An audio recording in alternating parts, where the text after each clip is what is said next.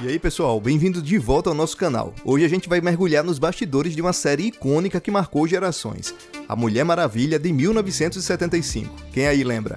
Quem é fã da Mulher Maravilha deve lembrar da incrível Lynda Carter, interpretando a nossa heroína favorita. Mas você sabia que existem segredos e curiosidades que não foram revelados? Prepare-se para descobrir o que não te contaram sobre essa que é uma das séries mais amadas dos anos 70. Vem comigo!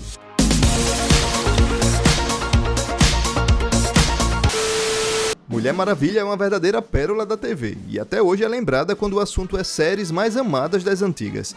Estrelada pela Miss Mundo 1972, Lynda Carter, o programa teve 3 temporadas, sendo que a primeira foi produzida pela ABC e as 2 últimas pela CBS.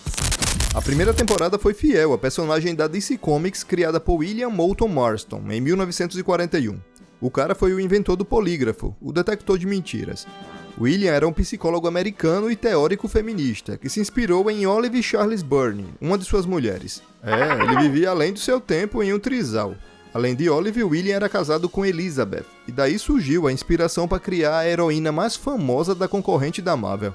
Para escrever as aventuras em quadrinhos, ele utilizou o pseudônimo de Charles Moulton. O autor achava que a personagem refletia um novo tipo de mulher que deveria governar o mundo. A estreia da Mulher Maravilha nos quadrinhos aconteceu em 21 de outubro de 1941. As ilustrações ficaram a cargo do cartunista Harry George Peter, que seguia instruções rigorosas de Marston sobre como deveriam ser representadas as cenas. Mesmo com o sucesso da super-heroína, a revistinha chegou a ser considerada imprópria para jovens por causa do traje da personagem, com muito corpo à mostra. Também recebeu críticas porque a guerreira sempre aparecia amarrada ou acorrentada em suas aventuras. Mas no fim das contas a personagem fez um grande sucesso e se consagrou como uma das mais importantes das HQs. Na série de 1975, Diana é uma princesa que vive com a mãe e suas irmãs amazonas na Ilha Paraíso, localizada no centro do Triângulo das Bermudas. Nos quadrinhos, seu nome é Themyscira, supostamente únicas sobreviventes do patriarcalismo dos gregos da antiguidade. Graças a uma substância mágica chamada Feminon, que confere força e poderes sobre-humanos, elas são imortais. Durante a Segunda Guerra Mundial, o Major Steve Trevor sofre um acidente após um combate com uma aeronave nazista e cai na ilha. Resgatado por Diana, as Amazonas descobrem que o mundo externo está em guerra contra o nazifascismo, que quer a todo custo escravizar a humanidade. A rainha Hipólita concorda em levar o Major de volta aos Estados Unidos ao lado de sua mais forte amazona. Ela então promove uma espécie de uma competição atlética e a princesa Diana sai como vitoriosa. Assim, a bordo do avião invisível, eles chegam aos Estados Unidos no auge de 1942. Com a memória recente apagada, Steve é deixado no hospital, e Diana já começa sua luta contra espiões e sabotadores nazistas, que planejam atacar Washington. Assim, o mundo conhece sua primeira heroína, a Mulher Maravilha. Nessa fase, Diana usa o uniforme clássico dos quadrinhos, incluindo o cinturão do poder, os braceletes protetores e o laço mágico dourado. Também surge o avião invisível, que ninguém nunca soube onde fica pousado.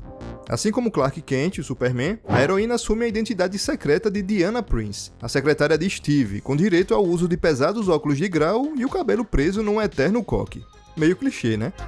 Ao contrário de Clark, que usa uma cabine telefônica para se transformar, Diana tem o giro de transformação. Na primeira temporada era feita uma fusão de 2 imagens da personagem rodopiando.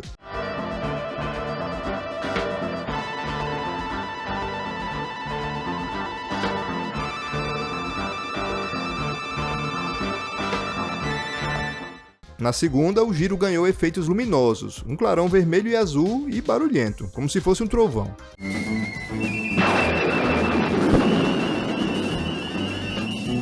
Esse último se transformou num fenômeno da cultura pop desde então. Difícil saber, né, quantas séries, desenhos e outros programas de TV imitaram esse giro. Isso sem falar da música, composta por Charles Fox e com letras de Norman Gimbel. Lembra? A Mulher Maravilha. Apesar do sucesso da primeira temporada, o canal ABC não quis renovar o programa.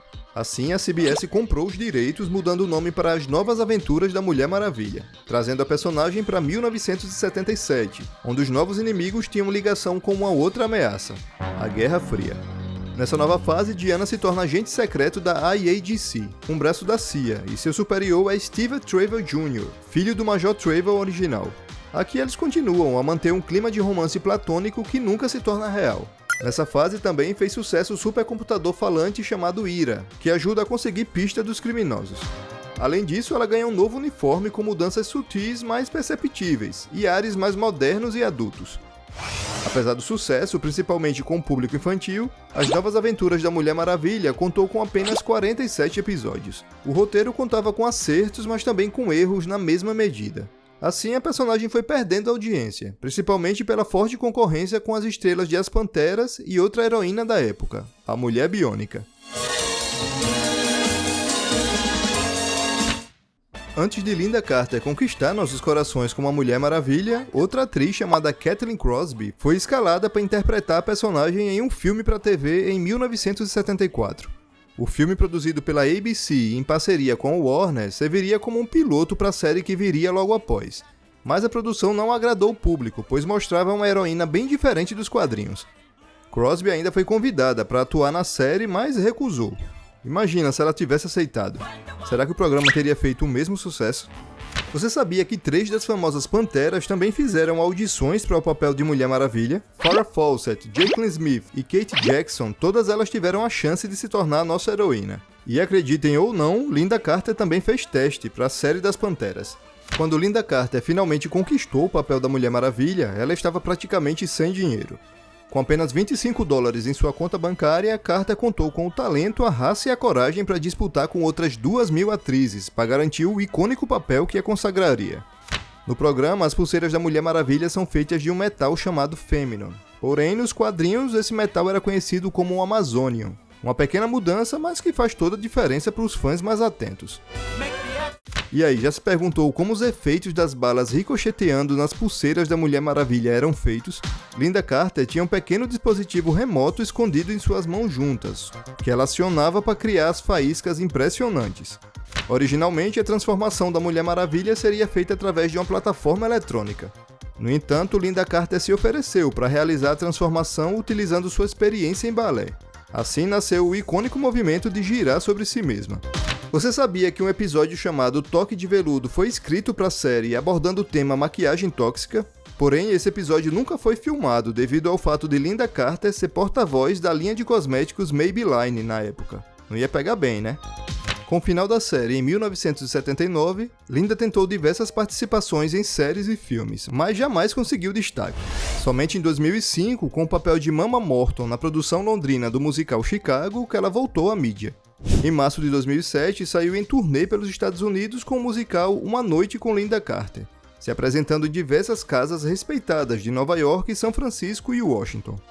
Em junho de 2009, gravou seu segundo álbum, At Last, que ficou entre os 10 mais vendidos na parada de jazz da Billboard. Em 2011, lançou Crazy Little Things, uma mistura de country e clássicos pop. Essa série é clássica, né? Curti a Mulher Maravilha nos anos 70? Aproveita e curte esse vídeo também. Sabe de mais algum fato que não foi falado aqui? Me diz aí nos comentários. Para mais conteúdo sobre filmes, séries e desenhos das antigas, fica comigo que toda semana reviramos o baú com histórias que merecem ser contadas. Aquele abraço, até a próxima!